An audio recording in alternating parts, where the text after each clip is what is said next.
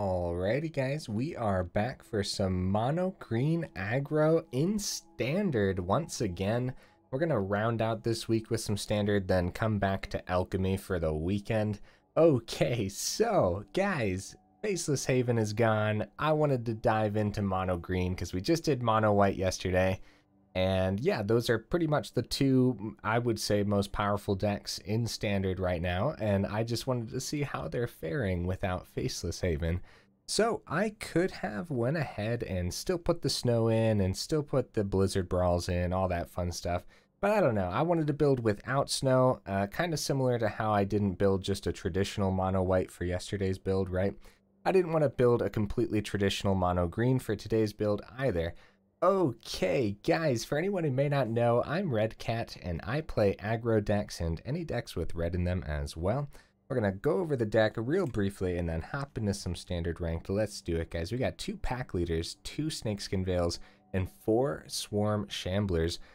There's a little bit of some +1/+1 counter thingies going on in the deck, which is going to be pretty fun, I think. So Swarm Shambler is a good 1-drop for that.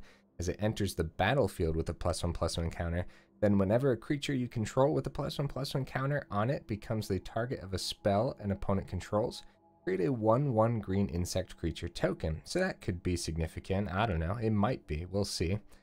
You can also tap 1, tap this, and then put a counter on Swarm Shambler. So yeah, pretty cool 1-drop. So I opted in for 4 of those instead of the pack leaders.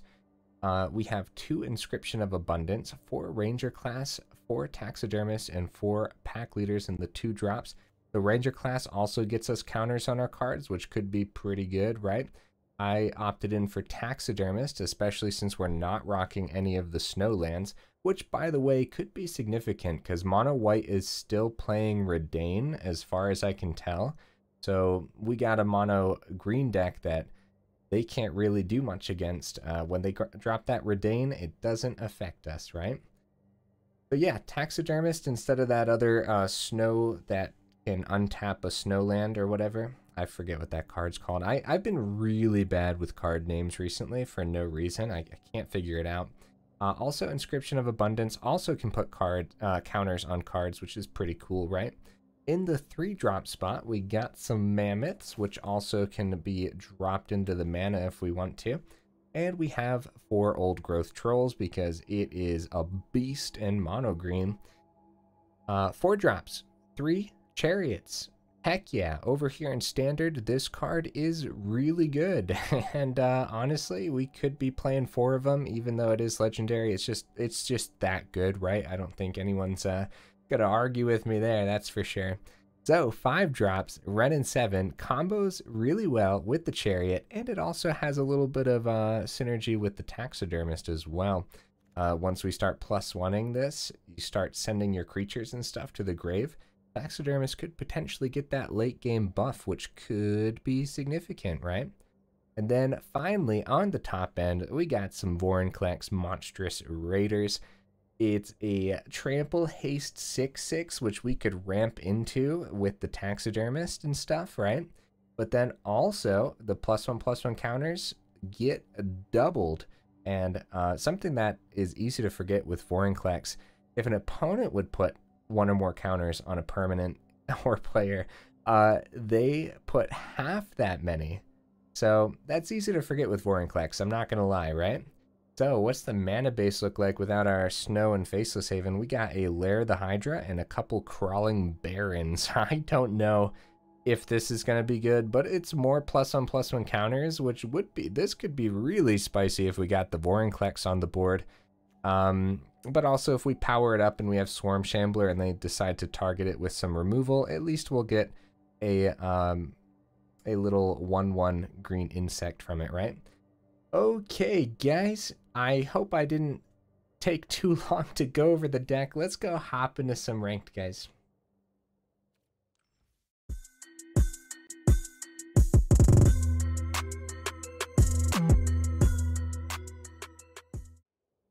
I think there's a lot of little synergies in this deck that could make it worthwhile, right?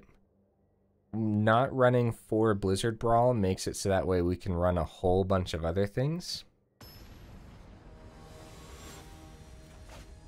So yeah, we will see. And like I said, you know, that Redain in mono white is just devastating against snow decks. A pretty slow hand. In case we don't draw any land, I'm gonna make sure we get that valley down now.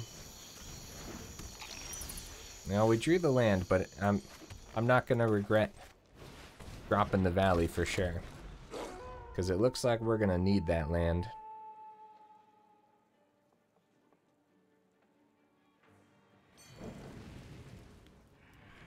How do you get this, guys? Did he choose the right champion or something during that one event? How do you get this little trophy over here? I feel like that's how you get it, but I'm not 100%.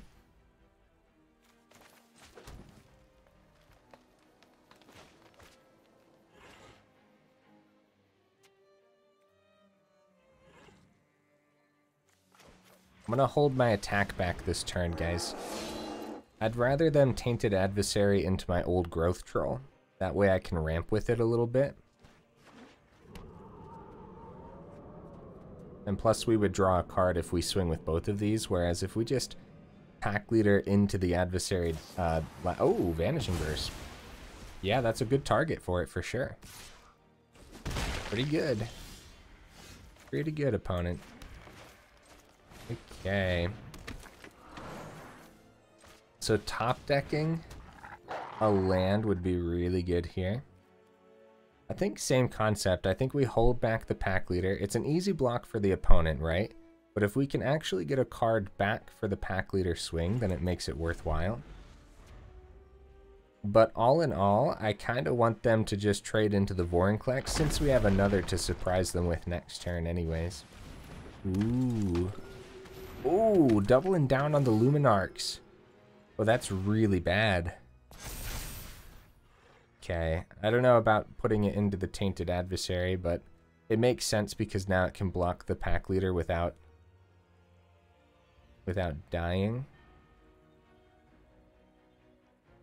But I think against mono green, this is just me though, and I'm so used to playing aggro decks that I would have pumped it into the eye twitch. Okay, well, no land. That's okay.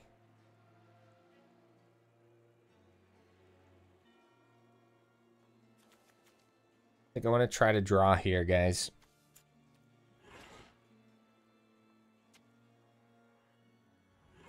It's rough.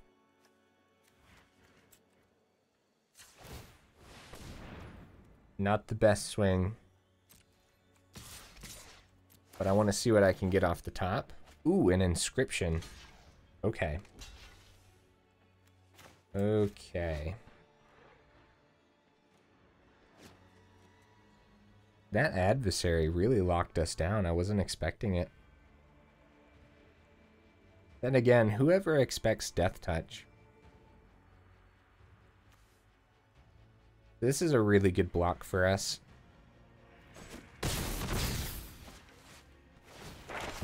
They keep the Luminarchs. Hopefully those don't get too powerful. And hopefully we draw land next turn. The sooner we can get the Vorinclex, the better. And we don't want to hold this back even if it does get a benefit from the Vorinclex. It's not that big of a benefit. Definitely want creatures on the board. Okay, yeah, so they ended up grabbing the Necrotic Fumes off of the eye twitch. Ooh, okay. Okay. Well, that's rough. They got their cards back. We're gonna take the 5 here. Okay, we got that land. Vorinclex dies to the Tainted Adversary. Dang, that is rough. The Awakening. The Awakening really coming in there. Okay. I think we Inscription of Abundance next turn, and we just lay the Vorinclex this turn. So it's so easy to get rid of is the problem, now that they have the Necrotic Fumes. Oof. A really tough first match, guys. I'm swinging, see if that adversary dies. We get a little, we get 3 damage through. Now they take the 6. Might be good news. Might be good news. Because they know they have the necrotic fumes, so they're thinking, oh, next turn I can just get rid of the Vorinclex, right?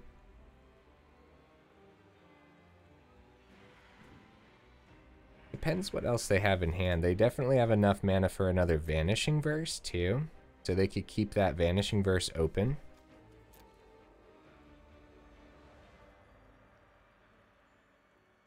This is the perfect matchup to show the power of Blizzard Brawl. And me over here trying to be unique, a Blizzard Brawl would have been able to take out this adversary. I'm not giving up on the deck though, that's for sure. This is just a brutally tough matchup.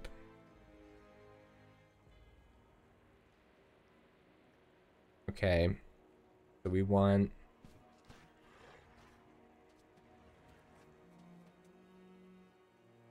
I'm gonna take the damage. We're gonna take 8 here. Down to 5. So yeah, them not getting counters on the Luminarch because of Vorinclex is actually pretty significant. Oh, nice. Yeah, Rite of Oblivion, that'll do it. That'll do it, but if they don't have an instant in hand, we win. Oh, no, we can't. I don't have enough mana to cast the Inscription. Plus, they have Pests to block now, either way. Okay. They have another Rite of Oblivion next turn, and Necrotic Fumes as well.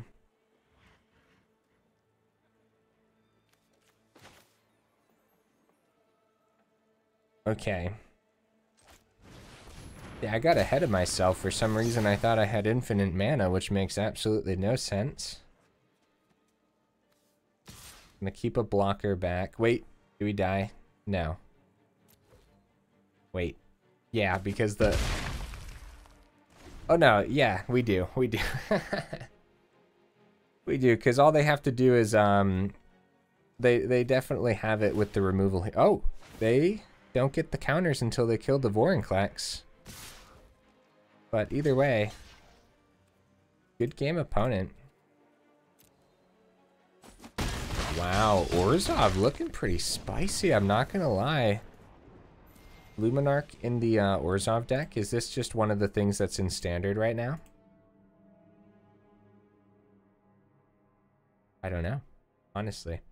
All I know is it's majority, the last I checked was majority white and green, and then when we played white, we were up against, out of the 5 matches, 3 of them were still Izzet. Just, my guess was people trying to make Izzet work after the ban. But when I went over to Aether Hub to check the meta, it said that Izzet was only like, I don't even know, it was like 2% of the meta or something, which is very low. No 1-drop again, but I think this is keepable.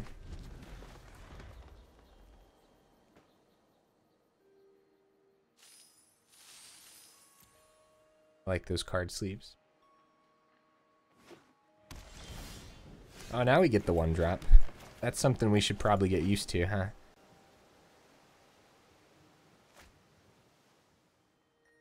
I'm gonna opt in for the Taxidermist here. A little bit of ramp against some Izzet.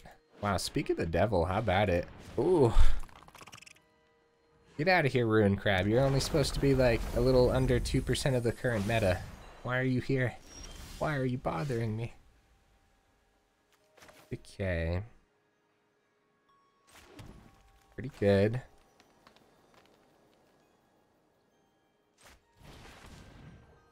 Fading Hope. Oof. Good. We get to tap the Taxidermist. Excellent. Okay. I thought it was gonna get Fading Hope, but I guess the old growth troll instead. Okay, we lost a Wrenn and Seven, a Taxidermist, and a Snakeskin Veil. This is actually good. Taxidermist is good against Mill. We'll see what ends up happening here, but it's Wrenn and Seven next turn for sure. Especially if they tap out, which is really good. We don't got to worry about divide by 0, friends. So that's good news. Oh, mountain. Spikefield Hazard, maybe? Not hitting a lot of creatures. Trying to buff the Taxidermist. We'll get there. Okay, they pass. I wonder if the Wrenn and Seven's gonna bite the dust here. Do this before combat because it does affect the combat. Well, we don't have to do the Tree Folk. I could have done that after combat, but I wanted to make sure to get that counter on the Packleader.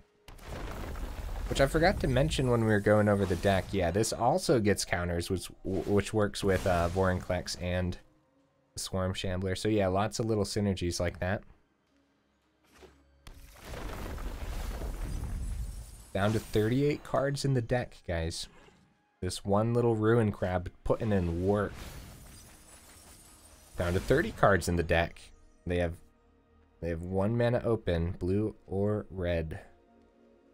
They're gonna need it.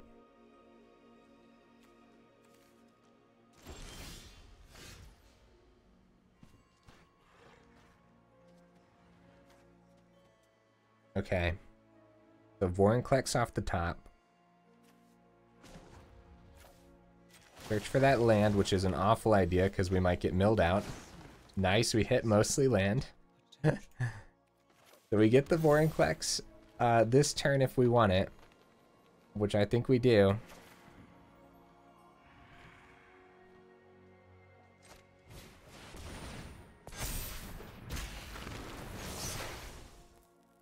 Yeah, the counter goes onto the Packleader before Vorinclex hits the board, so down to 7. Opponent needs to find some form of board wipe or win the game this turn.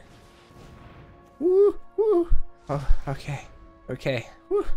Down to 11 cards. Flash's Hideous Laughter. Ooh, down to 3. GG opponent. GG. That's tough. So far, in the last couple days, I've been up against 4 Izzet decks, and they've only won a single time. And when they did win, it was with Goldspan Dragon, not with a mill strategy, so that is noteworthy. What card we got here? Creative Outburst. I'm down.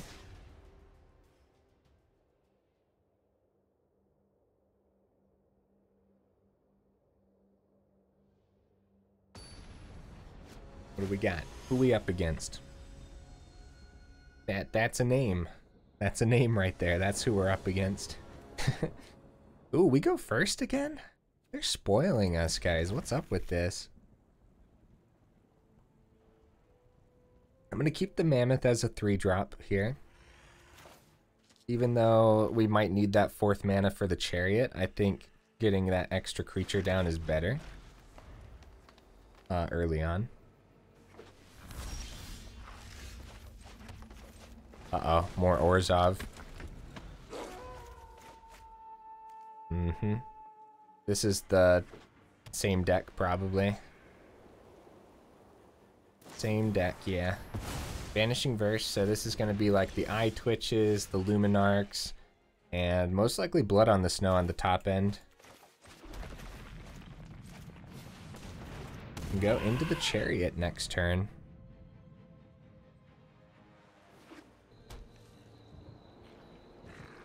It's really funny how just removing a 2-drop can slow down a deck.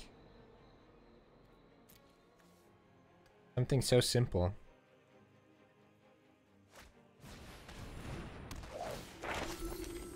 It shows the importance of every deck having just a little bit of removal. Of course, a deck that the opponent's playing obviously has a lot of it. Okay, Shambling Ghast.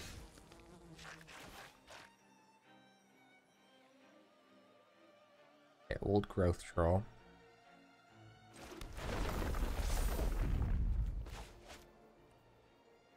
I'm gonna go ahead and swing here. Chump block, yep. Probably into treasure. That's what I'm thinking.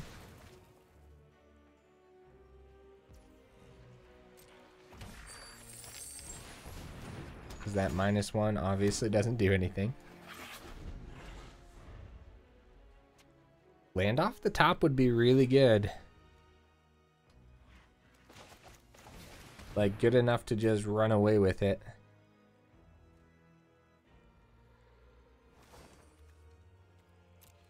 So Vanishing Verses can get rid of the Chariot pretty easily. So we might see that this turn too.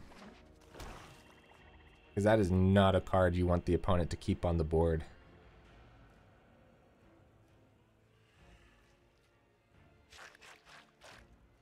What you got for me, opponent? What you rocking? Okay.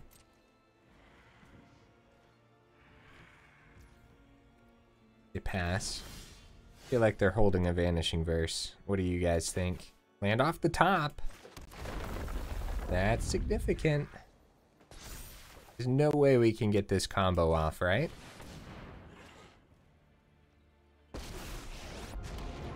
Feel like it's gonna die. Any second the combo's gonna die.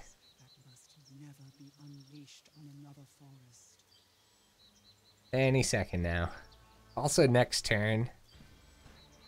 Next turn could be a board wipe too.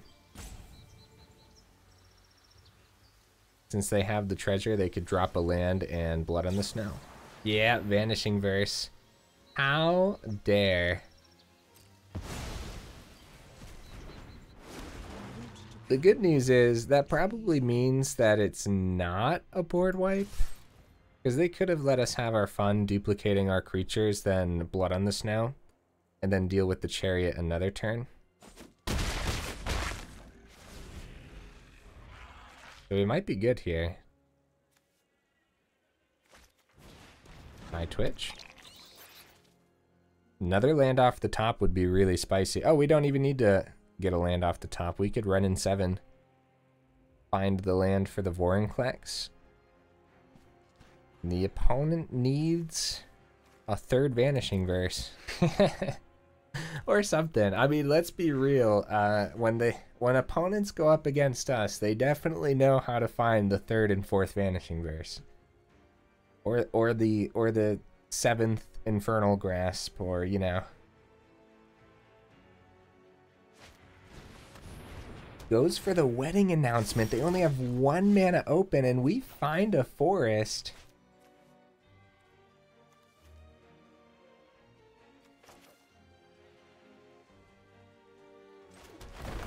Drop the forest. Vorinclex. Full swing. What you got for me, opponent? What you got with your 1 treasure? Okay, blocks the 6/6. Yep. Yep. There's 10 damage on the board. Vorinclex has trample. They're going to take 5 from that, so they still want to chump the Mammoth. Okay.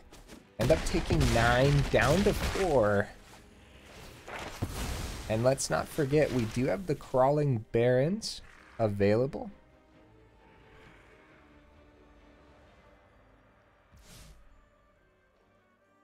And I guess we plus the Wrenn. Wow. Bro, you better get rid of that Mammoth or it's going to cause issues. But I think it's probably going to be Crawling Barrens after, because if they Blood on the Snow here, they're 1 away from the mascot. The Blood on the Snow.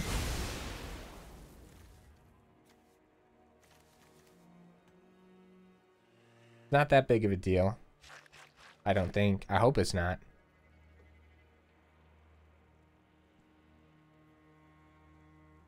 What they grabbing? Yeah, Professor. That's a good one. Because they get to learn right as it enters, and it blocks the Crawling Barrens. Slows us down just enough for now. We get another 1/1 from the announcement, which does help them block a little bit, but wow, that's a lot of land. You think that getting 4 land off the top would have thinned out those lands a little bit, but nope. I'm tempted just to 0 Wrenn and Seven and then activate Crawling Barrens a couple times. We'd be 1 away from activating it 3 times, but that's not the play here. We definitely need that Tree Folk. We need to start establishing the board again. And get that troll down. They don't know if this last card is a Snakeskin Veil, so we're going to wait to Crawling Barrens on their turn instead of doing it now. You know, start to power it up. Yeah, at this point, I think that grabbing the Professor of Symbology was the best thing the opponent could have done. I would have liked to believe that it wasn't over right when they blood on this node, but it might be over now. The Reduced to Memory can get rid of the old Growth Troll really well. Like, they don't want that trample, period, right? So get rid of it. Give me a 3/2. That's no big deal. They can block into that for days, right? Yeah, it makes sense. It makes sense. I'm worried. Vorinclex off the top would be amazing.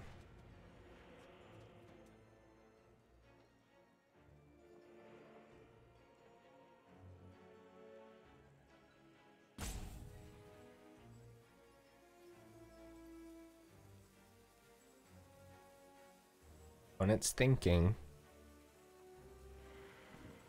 Yeah, it has to be the Reduced to Memory on the old Growth Troll, right? We do have the Crawling Barrens, though. Like, we don't want to forget about that. Ooh, they're going to get rid of all of it. Man, I wish that we did have a Snakeskin Veil. Every time I make a deck with only 2 Snakeskin Veils, I'm always like, man, I should have put 4 of these in. Like, the number of times it gets used is insane. Or the number of times you can find use for a Snakeskin Veil. Yep, Reduced to Memory. We do get a 3/2 here, which means powering up the Crawling Barrens isn't terrible. It really depends what we end up drawing.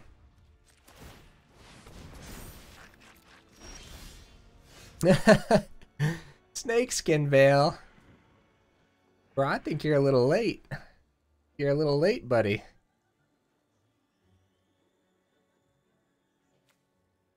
Man, I wish this had trample.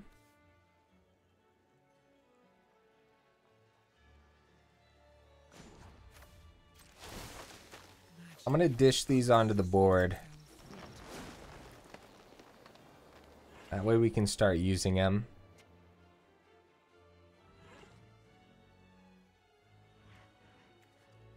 Too bad they enter tapped, huh? In other words, we could have had a pretty big swing here.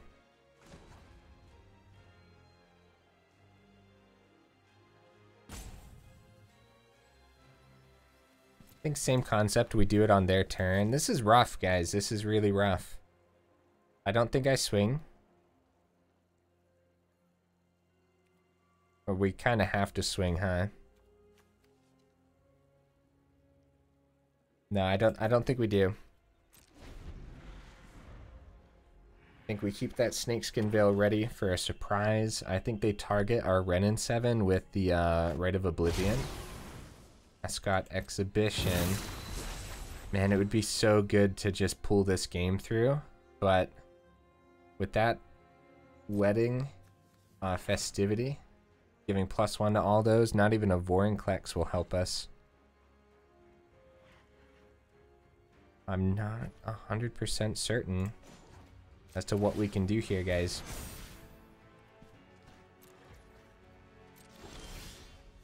Taxidermist is not a 4/4.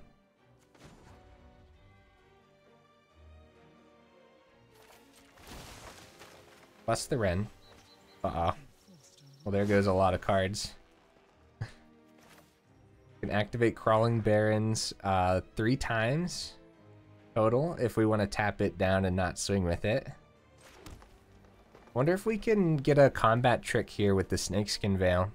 I think I'm gonna try it, guys. So do this, take action. Okay, because they might just block enough. Yeah, we're gonna full swing. This is a lost cause. We gotta try something here. We might be able to pull off a combat trick with the Snakeskin Veil if they block just enough into the Crawling Barrens to do 8 damage to it. Then we buff it to 9. 7. That's not... It looks like we don't have to use the veil. Or am I thinking wrong? I don't think so. Oh no, they're going all into that Crawling Barrens. That's 9, that's 12. Oh my goodness. Well, we might as well get rid of their biggest cards. We can save the token. What happens if I decline? It just stays there, that's all. Yeah, we could save the token. They were prepared for a combat trick.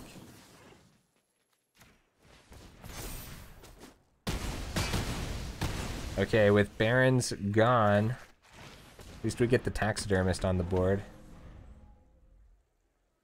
I mean, let's be real. It was a lost cause before that swing, so I think any last-ditch effort there was worth it. And it was really smart of the opponent to just full-on block that Barrens, just in case.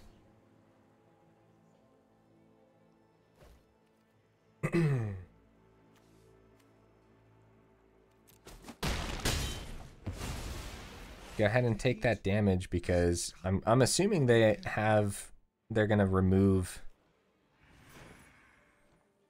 our 4/3 meat hook for 3. Nice. Yeah, that'll stop us.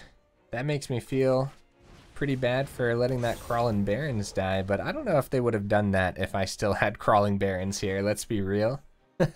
They saw an opportunity to get that meat hook down. Oh, wedding announcement, that's a pain. Sorin. Out of my way. Yikes. Gonna go one more draw, because... Oh! Hello! Well, howdy. A pretty good draw, I'm not gonna lie. An 11/11 Tree Folk, I mean... Okay.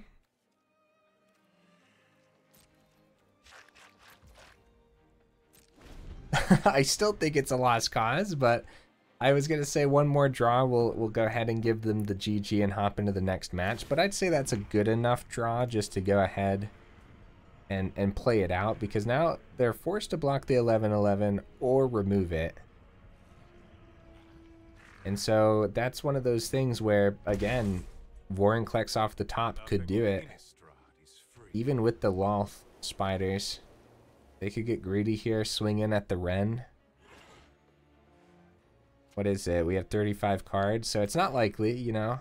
1 in 35 chance of getting a Vorinclex off the top. But it's possible. Yeah, right. Right to Oblivion on the 11/11, and then it's probably going to be a swing at the Wrenn. You know, drop the Loth. Wait, they don't have enough mana for the Loth. They can't swing at the Wrenn. I really don't want to plus the Wrenn right now, because I don't want to lose the other Vorinclex. They swing! What's happening? Confused. What? Oh, wedding announcement, wedding announcement. Yeah. So they have the blocker for that, and we draw a land. That's... Oh, this has lifelink too. Dang. Sorin. A pretty spicy card, buddy. I'm gonna go ahead. We're gonna drop the GG. I want to get one more match in, guys.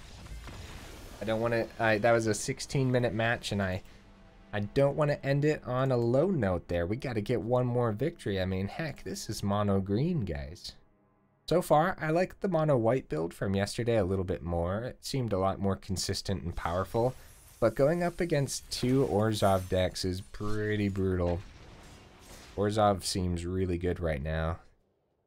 Like those were able to control our board state just so beautifully. Then we have to think, right? If we had Blizzard Brawl, could we have done differently in those two matchups? Could that have actually affected it? And honestly, I'm not sure. I do know one thing. More Snakeskin Veils could have affected it. That's for sure. Like, literally one extra Snakeskin Veil might have been the difference between that last loss. And we could have saved back the Crawling Barrens and hoped for a later swing. At the same time, they had so much power on the board. We ended up getting rid of their two biggest creatures with that swing too. Oh, a second Crawling Barrens would have been really good as well.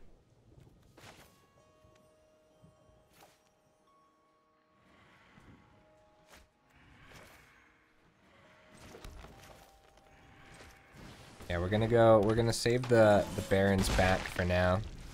Just in case we top deck a Forest, we won't have to tap down the Taxidermist for the Old Growth Troll. Circle of Confinement. Whoa. Okay. And look at that. We did not get punished for saving the Crawling Barrens back. That's really good, guys. I think that was a decent play. Getting the circle because... Or getting rid of the Taxidermist was a decent play for sure. Be up against more control? Some form of it, at least. Maybe. I'm not 100% certain here, guys.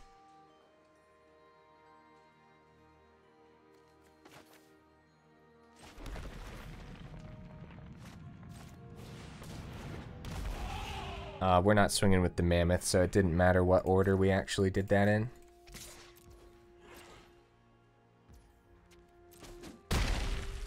Keep this one open and full control, make them think we got a Snakeskin Veil in hand. Another wedding announcement. I don't think we have to full control. I think Swarm Shambler keeps us open here. Go ahead and activate this now. They're tapped out. Ooh, Snakeskin Veil.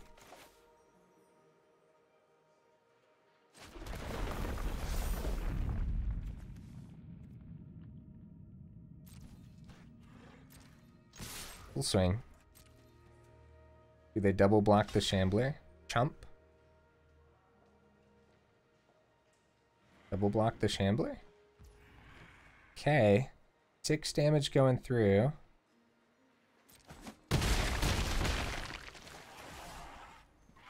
They're still a little bit away from a Doomscar here, guys. Get that 5/5 on the board. Pretty powerful.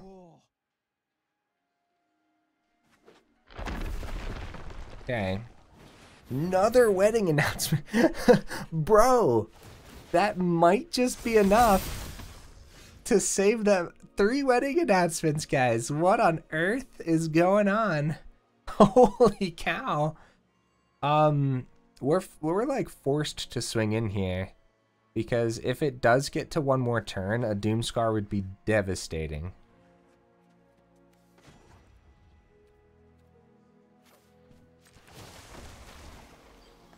Hit 1 land.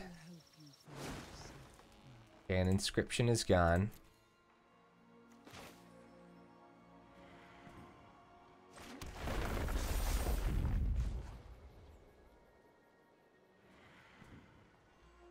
We still have the Snakeskin Veil open.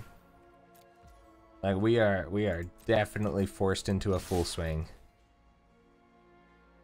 Block, block, block, block. They probably block everything. But we're going to be able to save our Crawling Barrens if they don't double block it. If they do end up not... Oh, okay. 3 into the Mammoth. They're at 8, so they have to... Okay. Yep. So we can save the Crawling Barrens. We could also just let it die too, because we have another one, but...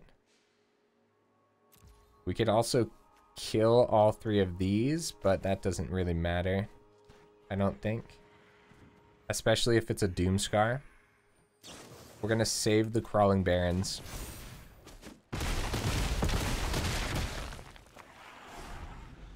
So Doomscar could come in. We have a land in hand. We might be able to double up on that Crawling Barrens and swing for victory. Oh, Innkeeper.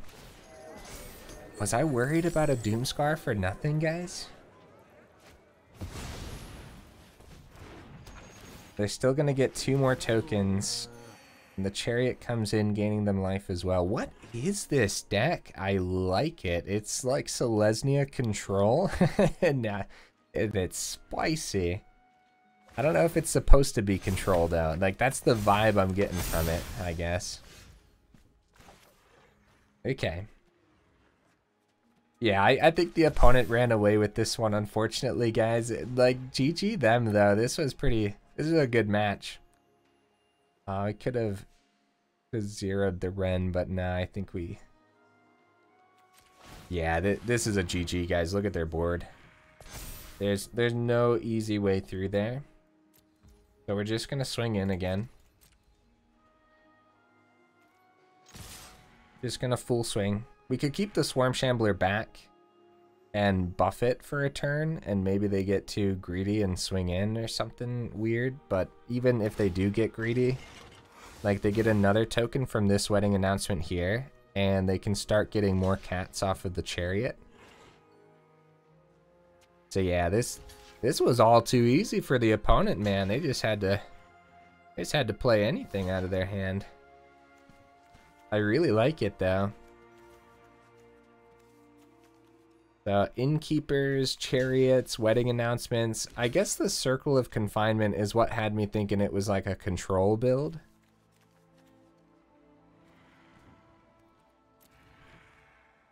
Wow.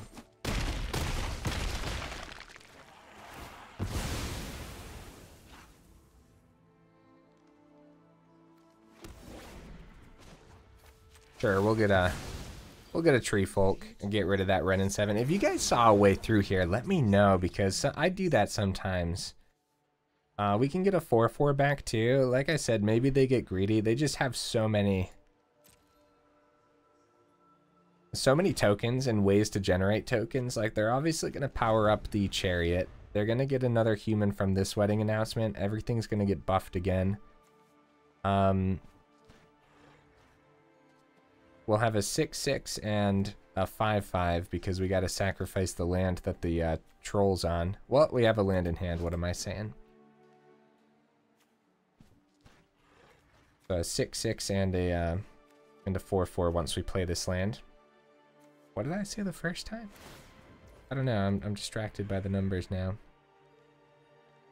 Okay, crewing it on up. I wonder what's in their hand. I really like the opponent's deck, guys. Dang, I'm wondering how... Oh, calm down, bro. Calm down. It's too much.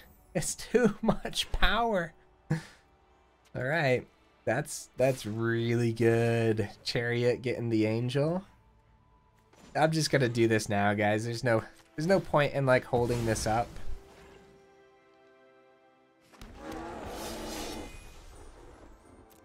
Because I'm obviously not going to trade into the Chariot if we have like any amount of chance of swinging in, which I don't think we do.